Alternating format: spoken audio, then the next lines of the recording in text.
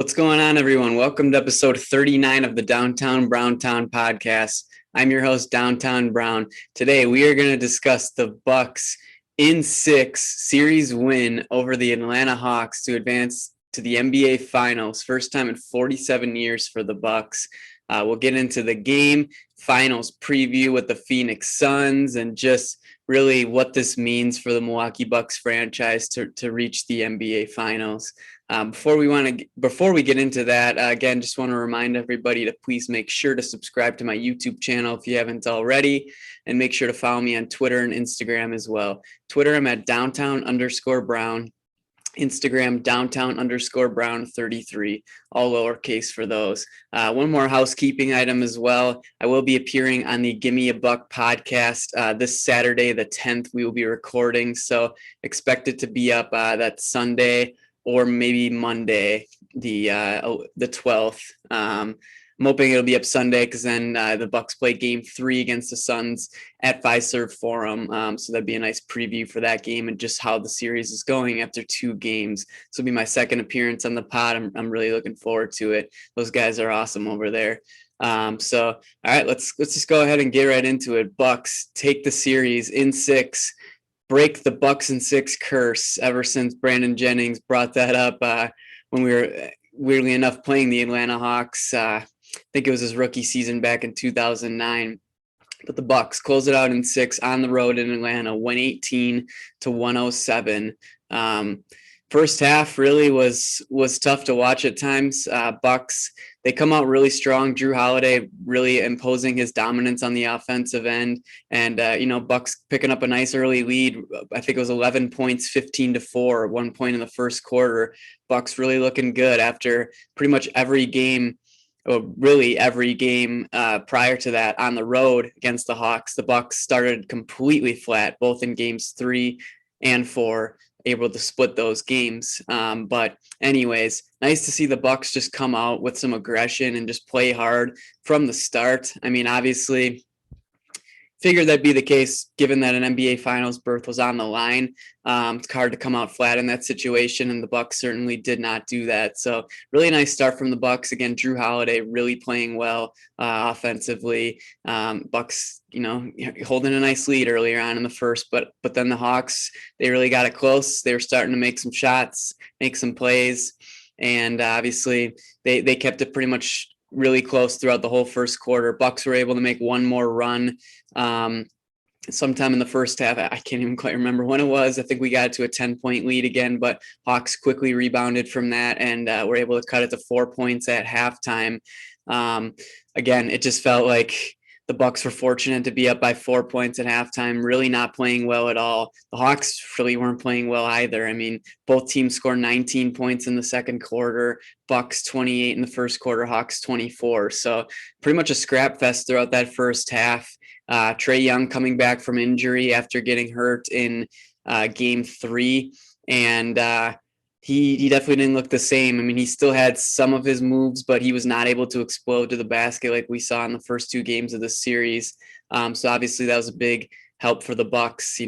Getting an unhealthy Trae Young is certainly going to play to our advantage, and he definitely looked a little flat out there. Just lost his rhythm a little bit.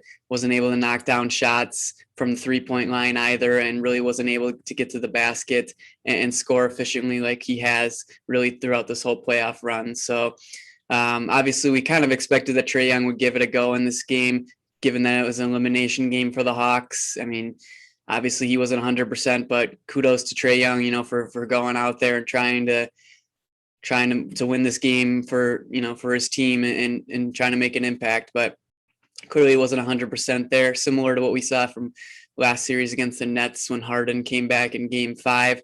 That was a little bit more extreme. He barely could even move in that game. But anyways, still Trae Young wasn't able to make much of an impact out there, and clearly it played to the Bucks' advantage. One thing that I thought that was pretty interesting in the first half is Chris Middleton, 5 points in the first half. Obviously, we all know what happened in the second half, but it was a tough game for Chris in the first half. Lots of turnovers, both him and Jrue Holiday, 10 turnovers combined, 5 each in the first half. It's not great. Obviously, Drew was playing fantastic defensively and really came out well on the offensive end, attacking the basket, hitting some shots from three. But again, Chris Middleton and Drew really struggle with the turnovers, just careless plays that, just losing the ball, can't hold on to the ball, bad passes, excuse me, you name it. They just were having a hard time holding onto the ball, and it was tough to watch. After the Bucks get that 10-point lead, I think it was at some point again in the second quarter, the Hawks quickly were able to reverse that and pretty much tie the game up after that point. So Bucks just, they came out well, and they certainly played hard, but it was a tough first half to watch. And I, for one, was fortunate that we were up by 4 points. I mean, we saw guys like Bogdanovich start to make shots for the Hawks. Definitely looked a little more healthier compared to earlier on in the series.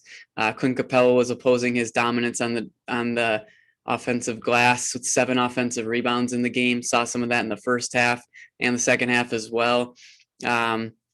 Gallinari is making some shots for them, 3 for 5 from 3 for him. Obviously, Cam Reddish was fantastic in the game, 6 for 7 from 3 in 29 minutes, 21 points for Cam Reddish. I mean, he was a big impact for them when he came back. I think it was game 5 in the series the first time we saw him. Could have been game 4 though. Can't quite remember. But Cam Reddish coming back from injury clearly gave that Hawks team a big spark, and he was really keeping them alive in the second half. But really, story of the first half was just sloppy game. Bucks come out strong, and Hawks were just able to keep it close and stay in the game. And you pretty much knew at halftime that it was going to be a dogfight. And for the most part, it was. But obviously, the second half is a little bit different of a story. Second half, specifically the third quarter, was the Chris Middleton show. He himself went on a 16-0 run. So Chris Middleton, 16 points, Hawks 0. That is unheard of.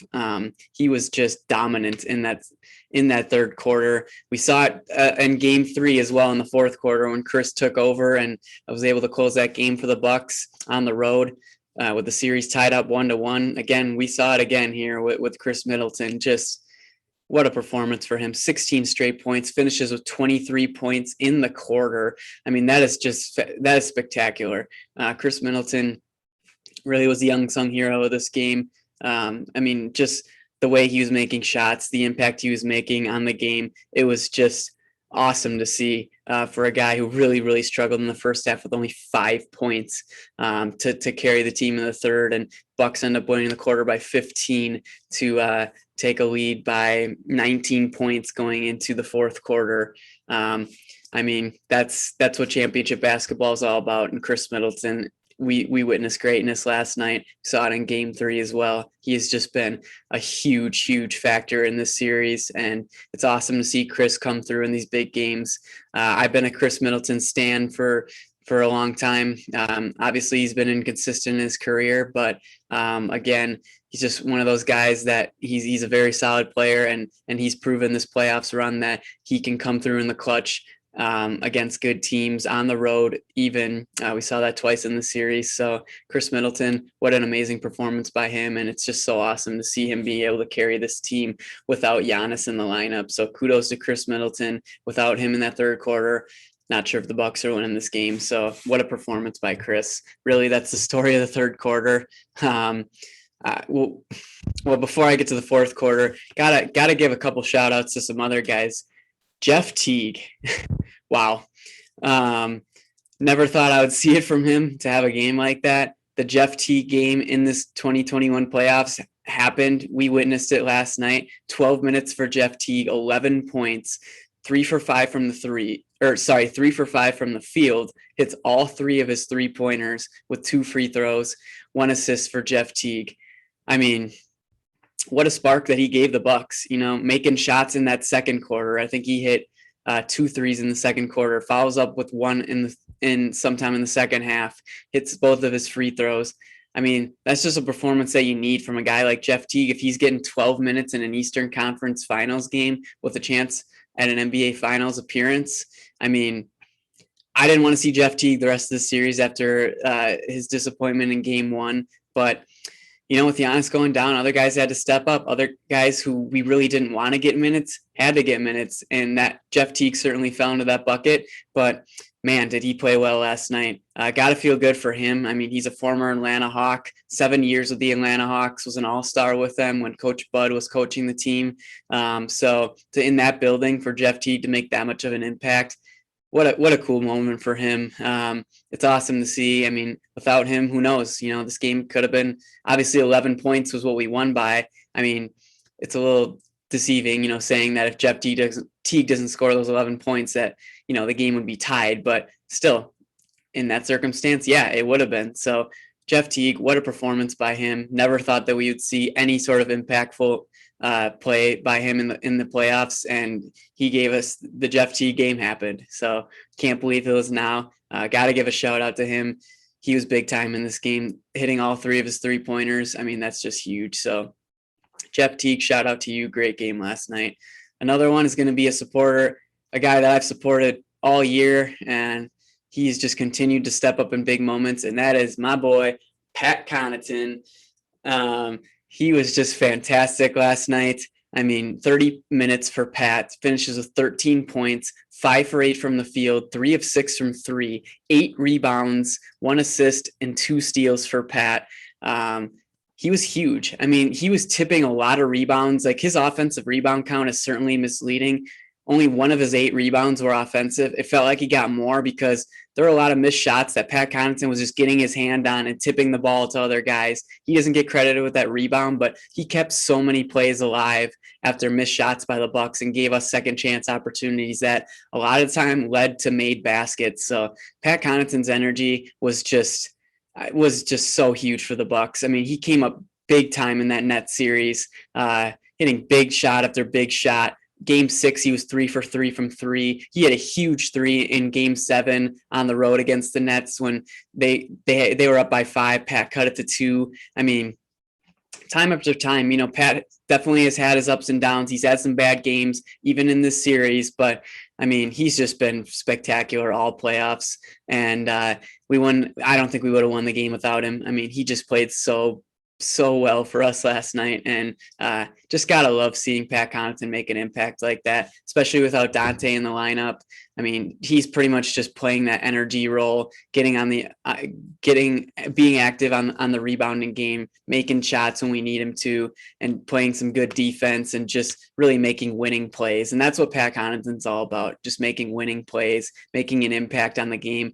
However he can do that, even if he's not knocking down shots, he's able to impact the game in a positive way. So Pat Connaughton, what an amazing game for him, and I can't wait to see what he does in the finals. So good shit, Pat. Yeah, so fourth quarter comes around. Obviously, Bucks still holding a really nice lead. You know, Drew Holiday was fantastic in the fourth quarter, making some really big shots when we needed them. You know, just across the board, guys are making shots. Chris Middleton, only 4 points in that fourth quarter, but he was the one who carried us in the third with the 23. So not going to get on him for that. Guys were just stepping up when we needed to. Brook Lopez with the monster dunk. PJ Tucker hitting the 3 after the Hawks cut it to 7 with like a minute left in the game. PJ Tucker finally hitting his first 3-pointer of the game after he was 0 for 6. Hits that corner 3 to get it up by 10, and at that point it was over. You know, guys were just stepping up, making big time plays. And fourth quarter was obviously the Bucks saw like a 22-point lead, I think, at one point in time, and the Hawks slowly started to chip it away. And I myself was getting very nervous. They were able to cut it to 6 points at one point in time. I think it was 107 to 101 Bucks with maybe 4 minutes left in the game, or maybe 3. And it felt like a lot like game 1. You know, Bucks weren't up by 22 in game 1, but they held a 7-point lead with 4 minutes to go, and I felt really good at that point in time. And it had I had a lot of remembrance of that game in that moment. I was like, man, if we blow this will just be catastrophic. But you know, the Bucks were just able to make shots when they needed to. Drew Holiday with a huge drive towards the end of the game, really tough finish. Again, that PJ Tucker 3. I mean, just so many big time plays for the Bucks in the fourth, and we've seen so many times, even this season specifically, that the Bucks have choked big leads and just weren't able to close games, and that certainly was not the case last night. Bucks, again, they lost the quarter by 8, but still 118-107 Bucks. I mean, just a legendary performance by this team. the trophy ceremony after the game was just awesome to see. I mean, looking at a guy like Chris Middleton holding that trophy with the NBA Finals hat and the shirt on. I'm definitely getting one of those shirts, by the way. That thing is sick. But anyways, just seeing like Chris Middleton holding that trophy. I mean, how could you not just get chills up and down your body watching that? I mean, that guy's just been through everything. A 15-win season in 2014 to this. I mean, it just doesn't get much better than that. Drew Holiday as well, first season with the Bucks. He's never been able to get over the hump in the playoffs. I mean, you could tell like just Drew's usually really calm, cool, and collected when he's talking, but you could just see the raw emotion from his face and his voice when he was talking with that trophy in his hands. It was awesome, just seeing this Bucks team get over the hump, make their first finals since 1974. Obviously, we've been knocking on the door the last 3 years. Disappointing Eastern Conference Finals in 2019, up 2-0 against the Raptors, then to lose 4 straight when that really felt like the Bucks' best chance to win a title. I'm not saying it still is, but I've been pushing that button, ever since that time that was probably the Bucks' best chance to win a title. But here we are now. We got a great shot to win it. That doesn't really matter right now, but. And again, 2020, obviously the big shutdown with COVID, and Bucks just couldn't carry in their momentum that they had during the regular season, fall to the Miami Heat in the second round of the bubble. And then this year, just all the talk coming into the year, Giannis, is he going to sign the Supermax? Ends up signing the thing. Bucks trade for Drew Holiday prior to that. Bucks are allegedly trading for Bogdan Bogdanovic, and then that ends up falling through. And obviously that was just a lot of negative momentum for the Bucks at that point in time. Luckily, Giannis still signed the Supermax, obviously. But again, Bucks picking up some key guys in the offseason, Bobby Portis, Bryn Forbes, then able to acquire PJ Tucker at the trade deadline. I mean, this team is just grew up in front of your very own eyes. It's a very special group of guys, and just to see them holding that trophy and with 4 more wins to go with a chance to win a title, doesn't get much better than that as a Bucks fan. And the NBA Finals is certainly going to be a lot of fun. Bucks Suns NBA Finals Game 1 will be Tuesday night in Phoenix. Obviously, the big question mark is, will Giannis play in this game? Obviously, no one knows at this point in time. The only news we really have is that there was a report by Chris Haynes, who's a very credible reporter, especially in terms of Giannis news. He reported that there was a lot of optimism that Giannis would be able to play in a potential Game 7 if the Bucks weren't able to close out the Hawks in 6 last night. Obviously, we don't have to worry about that. Bucks advanced to the NBA Finals, but obviously, that game would have been Monday, and Game 1 of the Finals is Tuesday. So you got to like your chances there, but I think you got to read into that a little bit. I mean, obviously that's a Game 7 do or die with a chance of a finals berth or a finals berth at the line or on the line, excuse me.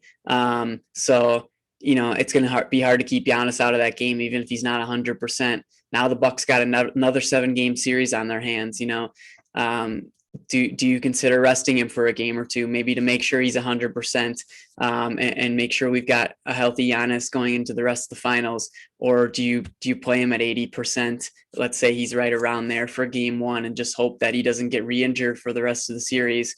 It's a tough decision to make. Obviously, a lot of it depends on how Giannis is feeling. He's going to want to play in Game 1. It's hard to keep that guy out of the lineup. But a lot of it lies on the Bucks medical staff to see where he's at. Just my general take on it. I think that max amount of games that Giannis would miss in this finals is 2.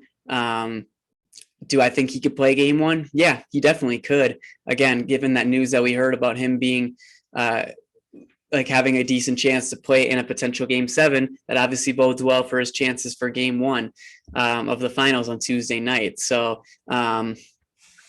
yeah, I mean, it's tough to say. Obviously, I'd prefer to have Giannis 100%, but at the same time, we're playing for a championship right now.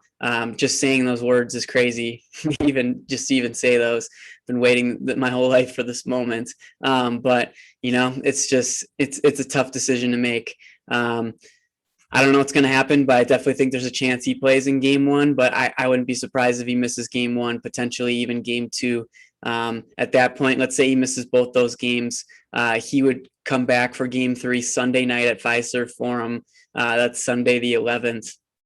So he would basically have 12 days of rest since the injury. I think it's right around a 10 to 14 day recovery time for a hyperextended knee on average. So obviously he'd be falling into that window, and you'd think Giannis would be pretty much 100% at that point in time. Obviously I'm not a doctor, so I really don't know, but that's just kind of logically thinking it through. So, but again, it's going to be interesting to see what happens. Now, Bucks got a lot of momentum coming into the series. Now the Suns closed out the Clippers Wednesday night in Game 6. So Thursday, Friday, Saturday, Sunday, Monday. They're gonna have 5 days off in between their last game and Game 1 of the finals. So they could come out a little flat, a little rusty. You know, they're gonna have a lot of pressure on them. CP3, his first finals in his 16-year NBA career. Obviously, he's a Hall of Famer, one of the best point guards to ever play the game. And there's a lot of pressure on not only him, but the rest of the guys to win this one for CP3. So, you know, they could come out a little tense in that game. And that's a very gettable game for the Bucks, even though it's on the road. Game 1, very gettable, even without Giannis. I think the Bucks could win one of those 2 games without Giannis if he missed both games 1 and 2 on the road. I really do. This team is clicking right now. Again, lots of momentum. I think Chuck made a great point after the game last night that Giannis getting hurt could have been one of the best things that happened to the Bucks because it unlocked Jrue Holiday offensively. Obviously, his defensive performance last night was one of the best I've ever witnessed. I mean, he just came up with timely steal after timely steal. Just amazing defense by Jrue Holiday. Finished with 4 steals in the game, 2 blocks, but it felt like more than 4 steals.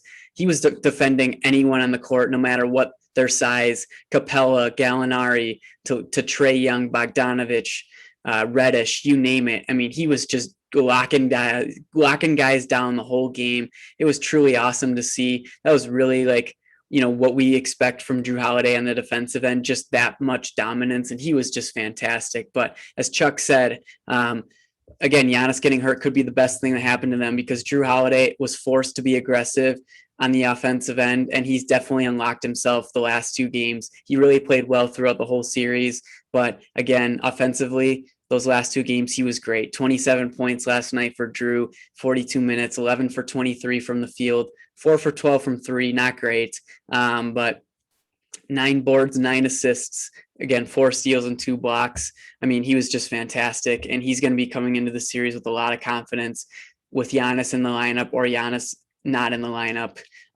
So again, that could really unlock some things for this Bucks team offensively. Obviously, we saw Brook Lopez dominate in Game 5. Chris Middleton played well in both of those games. Bobby Portis stepped in the starting lineup and played extremely well in both games. So Bucks coming in with a lot of confidence, and I really think this group of guys could steal one on the road in those first 2 games without Giannis. So it's obviously a big question mark here, but we'll see what happens and look for the report to come out hopefully soon to see what the status of Giannis Antetokounmpo will be for Game 1 of the finals. So from a matchup perspective, you know, obviously the Suns have 2 elite guards. Chris Paul, again, first ballot Hall of Famer, one of the best point guards to ever play the game, still a really dominant player. His mid-range shot is like his thing on the offensive end. He gets to his spots right around the free throw line and the elbow at will. He's just really good at you know, making defenders slip up a little bit and pulling up that mid-range shot. That's what he does. He's not the best 3-point shooter in the world, but he can definitely knock them down. That's for sure.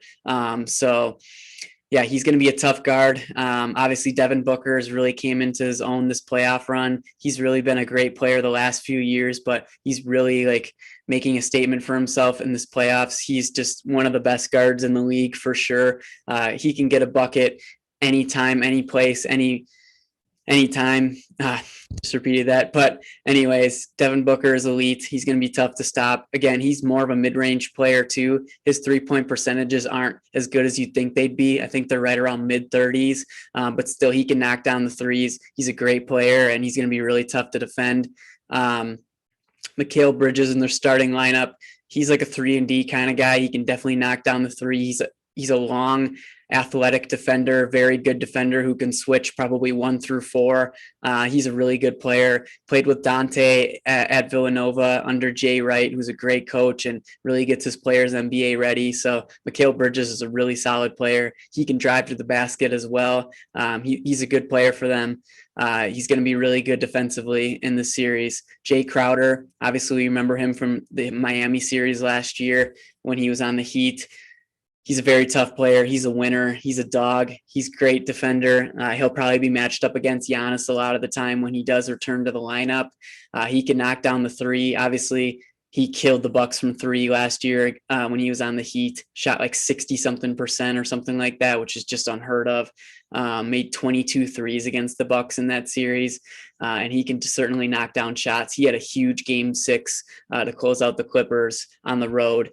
And Jay Crowder's just a great player who makes winning plays, and he's going to be tough.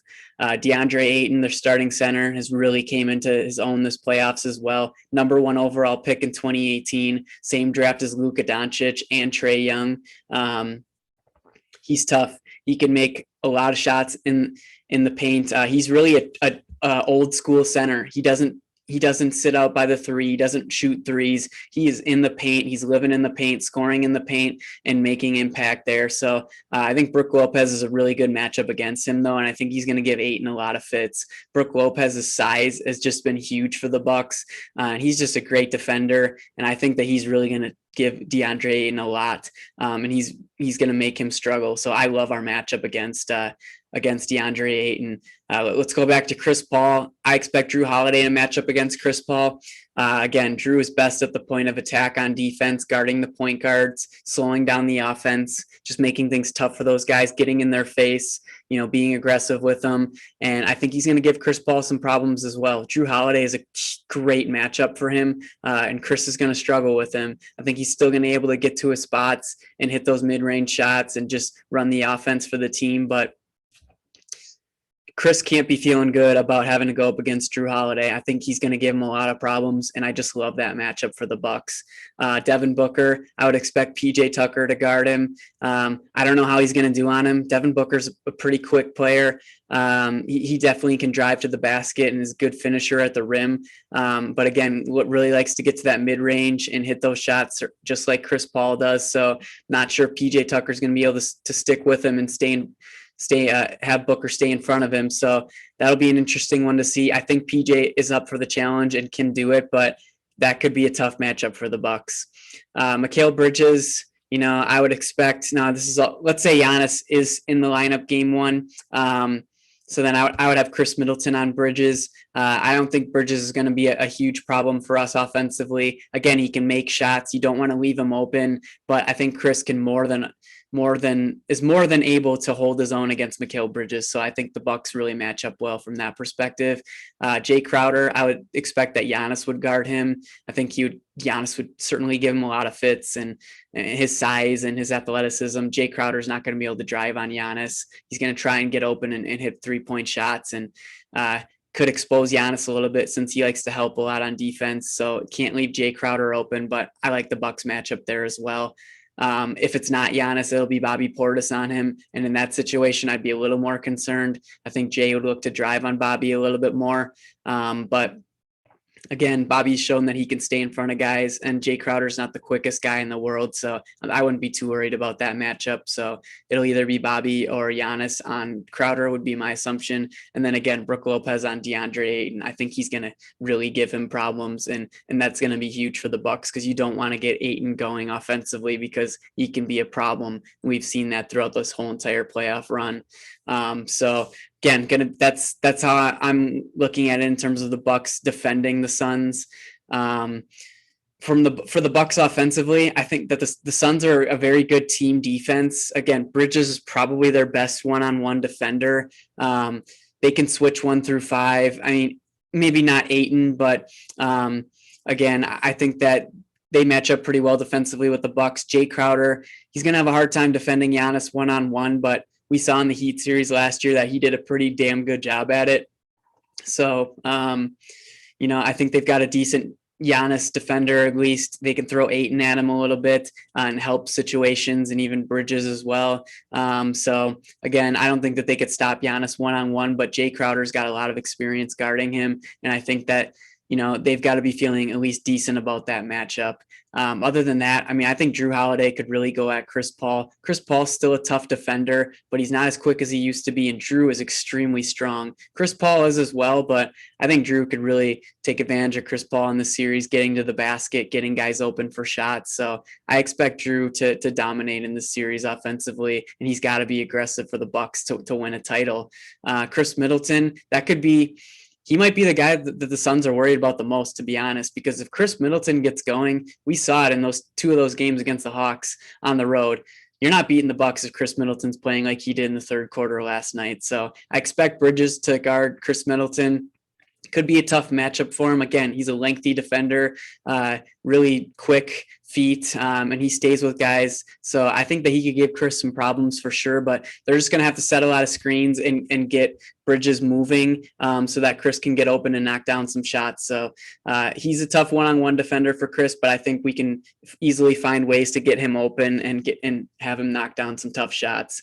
Again, Brook Lopez going to be huge in this series. I think that Ayton is going to have a hard time defending Brook Lopez in the paint, or even coming out to the 3-point line. Brook Lopez will be able to back him down a little bit and make some tough floaters like we've seen. I'd like to see Brook in the paint more, especially if Giannis is out of the series. Or out for any part of the series. Obviously, we saw in Game 5 Brook Lopez dominate with 33 points in the paint. Well, not all of them in the paint, but he had 33 points in the game, 14 for 16 from 2 in that game. So Brook Lopez can clearly dominate the paint, and I don't think Ayton can stop him. So I really like the Bucks matchup offensively against the Suns. Obviously, the Suns, they got some good depth off the bench. Cameron Payne has been huge for them, their backup point guard. He's a quick dude, can get to the basket. He can knock down threes as well. He's really played well this whole entire playoff run. So he's going to get significant minutes for them. Cameron Johnson as well, a really good 3-point shooter, a 3-and-D kind of guy, really active on the rebounds as well. He's been huge for them all playoffs long as well, and he's going to get a lot of minutes. So he's a tough player, and they've got a lot of depth on this team with Johnson and Payne. Another guy for them, Torrey Craig, former Milwaukee Buck, or this year actually. Funny enough, Torrey Craig, he's an NBA champion. He's going to get a ring even if the Bucks win the NBA Finals. So obviously, if the Suns get one, he gets one too because he's on the Phoenix Suns. So he's going to get minutes in the series for sure as well. He's played really well, especially last game in Game 6. He was guarding Paul George, getting really aggressive with him. He's a really good defender. Didn't get enough of a run in Milwaukee, obviously, but Torrey Craig's definitely going to get minutes off the bench for them in this series, and he's probably going to be matched up against Chris Middleton. So they got some really solid Chris Middleton defenders. So I'm going to be really interested to see how the Bucks are able to get Chris Middleton into some favorable matchups so he can dominate offensively, because that's going to be key for the Bucks to win this series, especially if Giannis is out for any amount of time.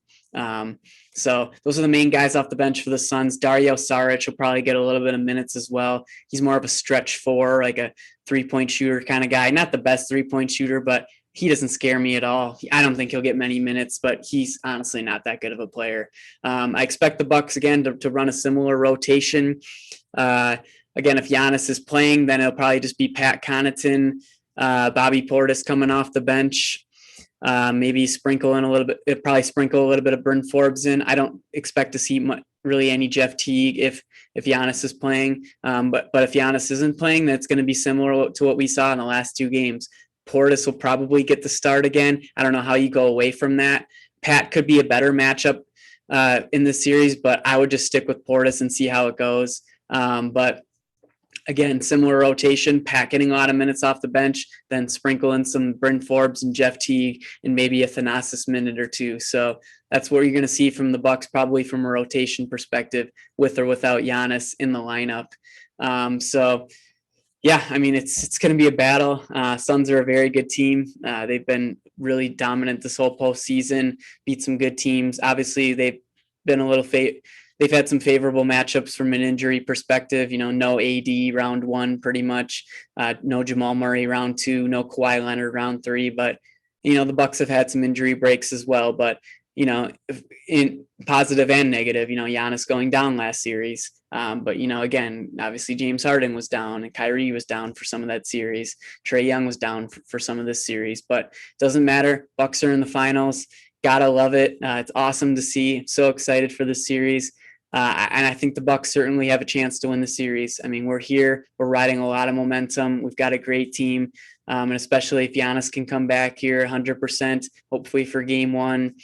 But either way, I think the Bucks can win this series. I'm going to go Bucks in 6 again. We broke the Bucks in 6 curse, so why not run it back and do it again? Bucks close out the series in 6.